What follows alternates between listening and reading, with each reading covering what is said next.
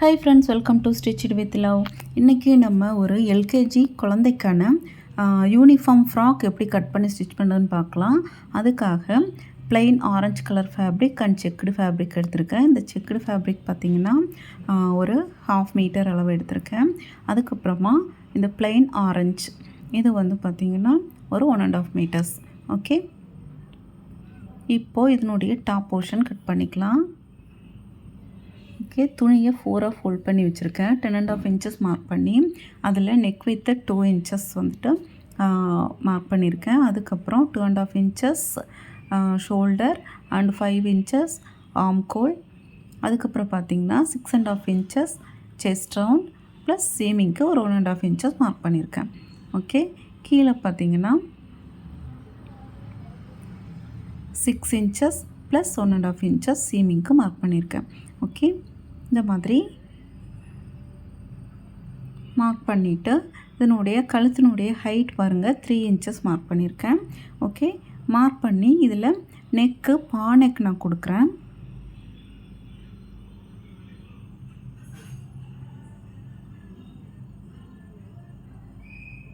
பானெக் கொடுத்துட்டு இந்த ஆம்கோலும் சைடும் கட் பண்ணிக்கிறேன். ஓகே, இதனுடைய ஹைட்டு 10.5 இன்ச்சஸ் மார்க் பண்ணியிருக்கேன். டாப் போர்ஷனுடைய ஹைட்டு. அதுக்கப்புறமா பார்த்திங்கன்னா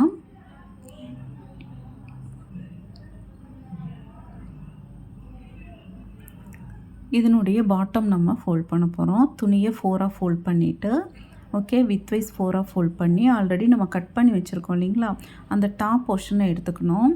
எடுத்துட்டு இந்த ஃபோல்டிங்கில் இருக்கிற மாதிரி வச்சு ப்ளேஸ் பண்ணி அதனுடைய ரவுண்டு மார்க் பண்ணிவிட்டு மேலே டேப் வச்சு ஒரு 18 இன்ச்சஸ் 18.5 இன்ச்சஸ் வந்து நான் சீமிங்க்கும் சேர்த்து சீமிங்க்கு 1 இன்ச்சஸ் வந்து மார்க் பண்ணியிருக்கேன். 17.5 இன்ச்சஸ் டோட்டல் ஹைட் எனக்கு தேவை.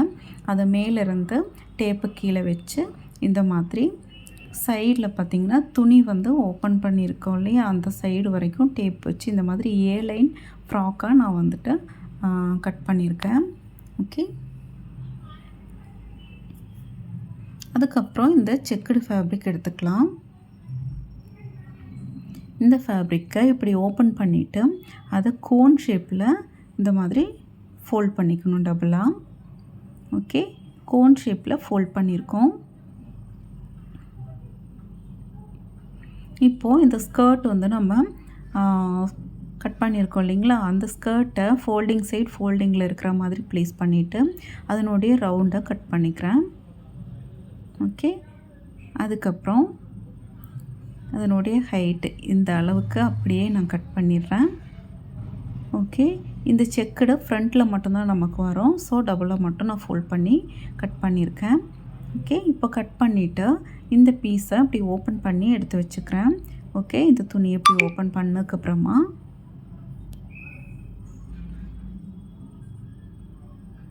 மேலேருந்து ஒரு 7 இன்ச் கீழே ஒரு சைடில் நான் மார்க் பண்ணியிருக்கேன்.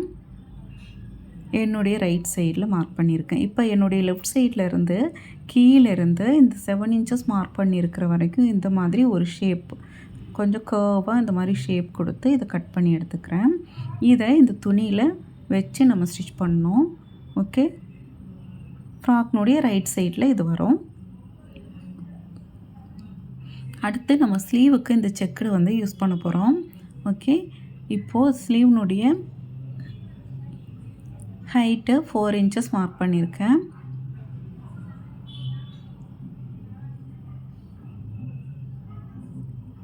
ஓகே, 4 இன்ச்சஸ் மார்க் பண்ணிவிட்டு இதனுடைய வித்து பார்த்திங்கன்னா ஒரு 5 இன்ச்சஸ் ஃபோல்டிங் சைட்லேருந்து பஃப் ஸ்லீவுக்காக மார்க் பண்ணிவிட்டு அதுக்கப்புறம் நார்மல் ஸ்லீவ்னுடைய வித் எவ்வளவோ அந்த அளவுக்கு நான் எடுத்திருக்கேன். எடுத்துட்டு இந்த மாதிரி ஷேப் மட்டும் கொடுத்து லைட்டாக மேலே மட்டும் ஷேப் கொடுத்து இந்த ஸ்லீவுக்கு கட் பண்ணியிருக்கேன். அதுக்கப்புறம் இதை தனியாக எடுத்துடலாம். கீழே ரவுண்டெல்லாம் நான் எதுவுமே மார்க் பண்ணி கட் பண்ணல. இந்த பிளெயின் ஆரஞ்சு ஃபேப்ரிக்கை ஒரு 1.5 இன்ச் அளவுக்கு ஸ்ட்ரெயிட் பீஸ் எடுத்து வச்சுருக்கேன். இது கீழே வச்சு தைக்கணும் இந்த பஃப் ஸ்லீவில். ஓகே,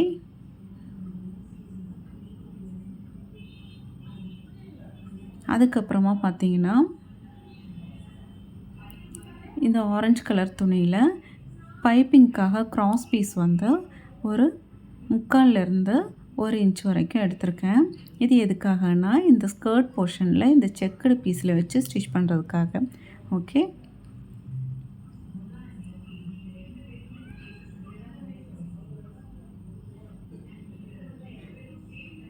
இப்போது அடுத்து இந்த செக்குடு துணி இருக்கு இல்லையா, இதை வந்துட்டு ஒரு 7 இன்ச் ஹைட்டில்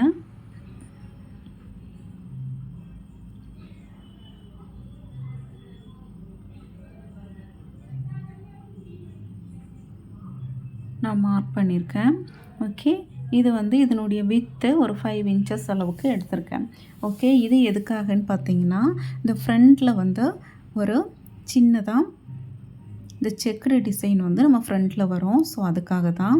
வாங்க இப்போ இதை எப்படி ஸ்டிச் பண்ணுறதுன்னு பார்க்கலாம். ஃபஸ்ட்டு ஃப்ரண்ட் பீஸை டாப் எடுத்து வச்சுருக்கேன். அதில் நம்ம அந்த பீஸ் வந்து கட் பண்ணி வச்சோம் இல்லைங்களா நெக்குக்காக, அந்த பீஸை வந்து அதனுடைய உள்பக்கமாக வச்சு நெக்லைனை ஸ்டிச் பண்ணிக்கணும். பா நெக்கு தான் நம்ம போட்டிருக்கோம். ஸோ பா நெக் அப்படியே ஸ்டிச் பண்ணிவிட்டு இதை நம்ம கேன்வாஷ்லாம் எப்படி திருப்பி பேட்ச் ஒர்க் பண்ணுவோம் அந்த மாதிரி நல்ல பக்கத்துக்கு திருப்பி விட்டுட்டு இந்த துணியை ஒரு படிமான தையல் போட்டுக்கோங்க. ஓரமாக இந்த மாதிரி படிமான தையல் போட்டதுக்கப்புறமா அந்த கார்னர்ஸில் ஊசி குத்திட்டு டேர்ன் பண்ணிவிட்டு அதுக்கப்புறம் ஸ்டிச் பண்ணுங்கள். ஓகே, அதுக்கப்புறமா பார்த்திங்கன்னா இந்த நெக்கிலேருந்து ஒரு இன்ச் அளவுக்கு நமக்கு இந்த செக்குடு துணி தேவை. ஸோ அதை நான் மார்க் பண்ணிக்கிறேன். மார்க் பண்ணிவிட்டு மீதம் இருக்கிறத இந்த மாதிரி ஃபோல்ட் பண்ணணும். ஃபோல்ட் பண்ணி ஸ்டிச் பண்ணணும். ஓகே, இதில் நம்ம கேன்வாஷ் எதுவும் யூஸ் பண்ணல, அதனால் இந்த மாதிரி டபுள் ஃபோல்ட் பண்ணி தையல் போட்டுகிட்டே வரணும்.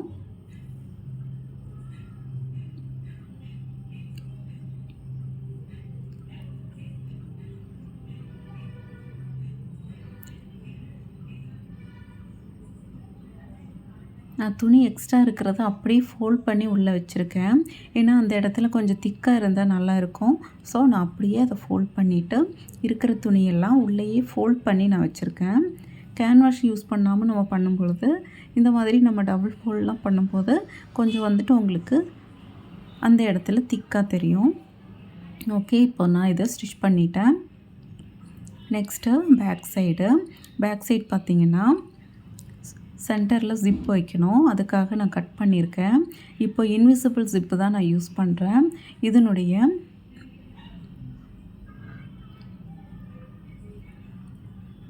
நல்ல பக்கத்தில் இந்த ஜிப்பினுடைய நல்ல பக்கம் இருக்க மாதிரி வச்சுட்டு இப்போ நான் தைக்கிற மாதிரி இதனுடைய இந்த ஜிப்பினுடைய ஒரு பக்கம் தையல் போட்டுகிட்டே வாங்க. அந்த ஜிப்பை கொஞ்சம் கீழே இறக்கி விட்டுட்டு இன்விசிபிள் ஜிப்பு வந்துட்டு இந்த மாதிரி நீங்கள் ஸ்டிச் பண்ணுறது ஈஸியான மெத்தடாக இருக்கும். ஓகே, இப்போ ஜிப்பை கீழே இழுத்து விட்டுட்டு ஒரு பக்கம் தைச்சிட்டேன். இப்போ திரும்பவும் இந்த ஜிப்பினுடைய பாருங்கள் இந்த மாதிரி திருப்பி விடும்போது நல்ல பக்கத்துக்கு அந்த ஜிப்பு வந்து வந்துடுச்சு. இப்போ அந்த கார்னரில் ஒரு தையல் போட்டுக்கலாம். இதுக்காக நீங்கள் வந்துட்டு கைடு மாற்றவோ எதுவும் தேவையில்லை. ஓகே, ஒரு 1/2 இன்ச்சில் திரும்ப ஒரு தையல் போட்டுட்டேன். இப்போ இதனுடைய இன்னொரு பக்கமும் அதே மாதிரி தான் நம்ம ஸ்டிச் பண்ண போகிறோம்.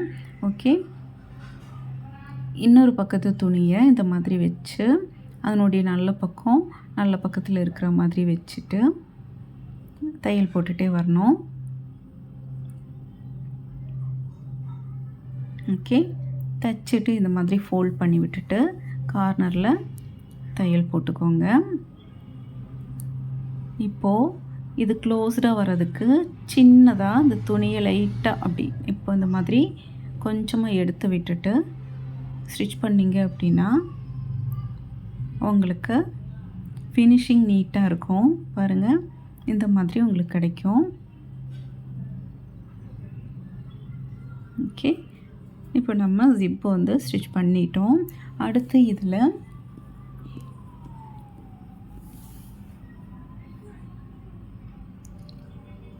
ஸ்கொயர் பீஸ் வச்சு நெக்லைனை பேக் சைடில் நம்ம ஃப்ரண்ட்டில் எப்படி பண்ணோமோ அதை மாதிரி ஸ்கொயர் பீஸ் வச்சு ஸ்டிச் பண்ணி நாச்சஸ் போட்டுட்டு திருப்பி விட்டுட்டு ஓரமாக ஒரு தையல் போட்டுக்கலாம். நம்ம ஃப்ரண்ட்டில் பண்ண அதே மெத்தட் தான். அது வந்து நம்ம உள்பக்கமாக தைச்சு வெளிப்பக்கத்துக்கு திருப்பணும். இது வெளிப்பக்கம் தைச்சு உள்பக்கமாக திருப்புறோம். ஏன்னா நமக்கு பேக் சைடில் ஒரே துணி தான் நம்ம கொடுக்குறோம். ஸோ இந்த மாதிரி அந்த கார்னர்ஸும் இந்த மாதிரி டர்ன் பண்ணி ஊசி குத்திட்டு டர்ன் பண்ணுங்கள். இப்போது உள்பக்கத்தில் ஃபோல்ட் பண்ணிவிட்டு இன்னொரு தையல் போட்டுக்கோங்க.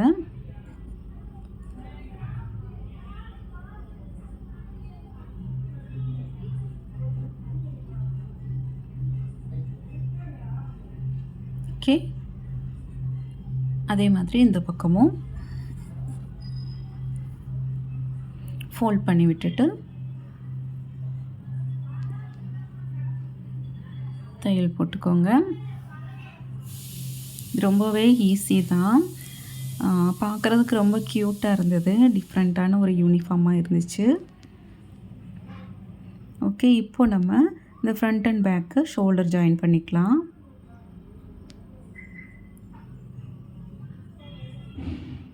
ஓகே, இன்னொரு பக்கத்துலேயும் ஜாயின் பண்ணிக்கிறேன்.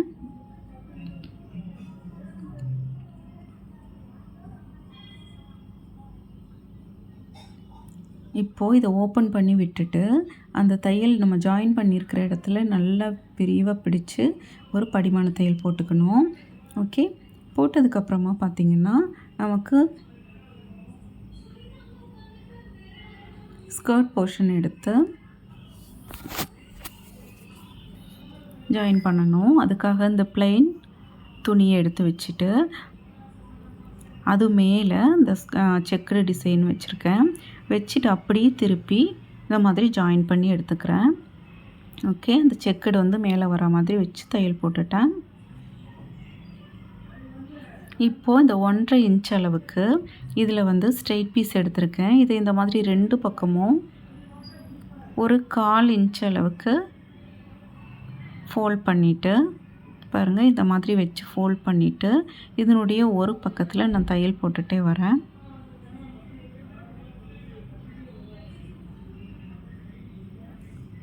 ஸ்கர்ட்டும் டாப்பும் ஜாயின் பண்ணியிருக்கிறேன். அந்த போர்ஷனில் ஒரு 1/2 இன்ச் மேலே வச்சு நான் தையல் போட்டுட்டு வரேன். உங்களுக்கு பார்க்கும்போது தெரியும், கொஞ்சம் கேப்பில் அந்த ஆரஞ்சு துணி தெரிகிற மாதிரி வச்சு ஸ்டிச் பண்ணிட்டு வரேன்.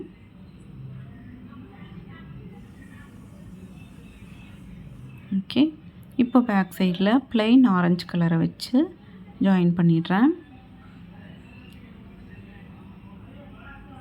ஓகே, இப்போது இந்த செக்குடு துணி வந்துட்டு ஃப்ரண்ட்டில் ஸ்டிச் பண்ணோம் இல்லைங்களா, அதில் இந்த மாதிரி நம்ம கிராஸ் பீஸ் வந்து கட் பண்ணி வச்சுருந்ததை டபுள் ஃபோல்ட் பண்ணி உள் பக்கமாக வச்சு தைச்சி விட்றேன்.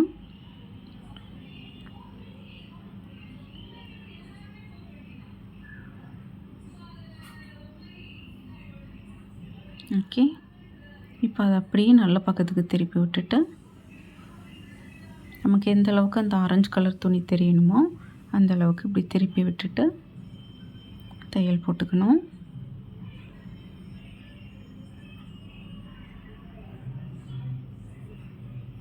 ஓகே, இப்போ இது ஸ்டிச் பண்ணிட்டோம். நெக்ஸ்ட்டு பார்த்திங்கன்னா இப்போது நம்ம பஃப் ஸ்லீவ் வைக்க போகிறோம். அதுக்காக சென்டரில் நாச் போட்டிருக்கேன். நாச் போட்டுட்டு நான் இந்த துணியிலேயே வச்சு இந்த மாதிரி ப்ளீட்ஸ் வச்சுட்டே வரேன். இந்த மாதிரி வைக்கிறது நமக்கு ரொம்பவே ஈஸியாக வேலை முடியும். அதே நேரம் நமக்கு வந்து துணியினுடைய மெஷர்மெண்ட்க்கு ஏற்ற மாதிரி ப்ளீட்ஸும் வைக்க முடியும். ஓகே, இப்போது இதனுடைய ஸ்லீவ்னுடைய கீழ்ப்பகுதியிலையும் அதே மாதிரி எடுத்து இந்த மாதிரி ப்ளீட்ஸ் வச்சுருக்கேன். ஓகே, வச்சதுக்கப்புறமா இந்த ஸ்ட்ரெயிட் பீஸ் வந்து ஆரஞ்சு கலரில் கட் பண்ணோம் இல்லைங்களா, அதை இந்த ஸ்லீவ்னுடைய உள்பக்கத்தில் வச்சு தையல் போட்டுக்கிறேன். போட்டுட்டு அதை அப்படியே வெளிப்பக்கத்துக்கு திருப்பி டபுள் ஃபோல்ட் பண்ணி தையல் போட்டுக்கணும். அவ்வளோதான். இது தனியாக நம்ம தைச்சு அதுக்கப்புறம் ஜாயின் பண்ணுற வேலை இல்லை. ஒரே வேலையை நம்ம வந்துட்டு இந்த ஸ்லீவையும் ஜாயின் பண்ணிட்டோம், அதனுடைய கீழேயும் இந்த பைப்பிங்கும் கொடுத்தாச்சு.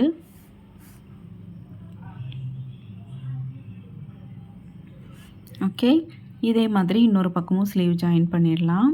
அதுக்கப்புறமா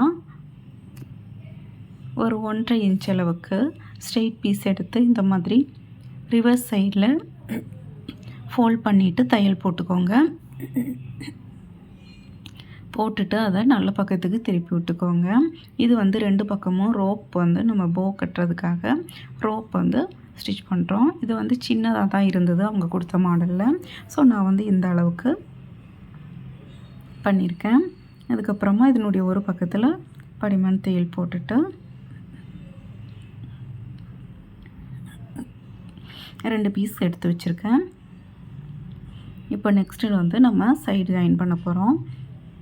ஸ்லீவ்னுடைய ரவுண்டு மார்க் பண்ணி ஆம்கோல் வந்து எனக்கு 6 இன்ச்சஸ் வந்து தேவை.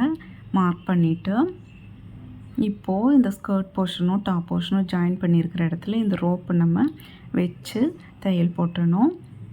ஓகே, அவ்வளோதான். இதே மாதிரி இன்னொரு பக்கத்துலேயும் சைடு ஜாயின் பண்ணிடணும். ஓகே, இந்த ரோப்பை வச்சு அப்படியே தையல் போட்டுட்டு வரேன்.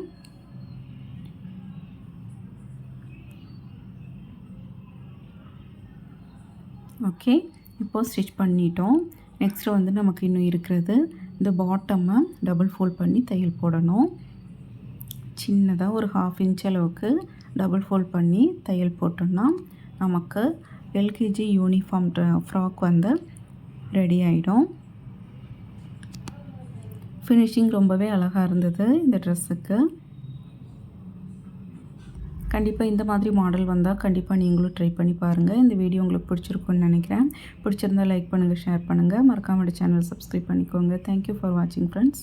நெக்ஸ்ட் வீடியோவில் பார்க்கலாம். பாய்.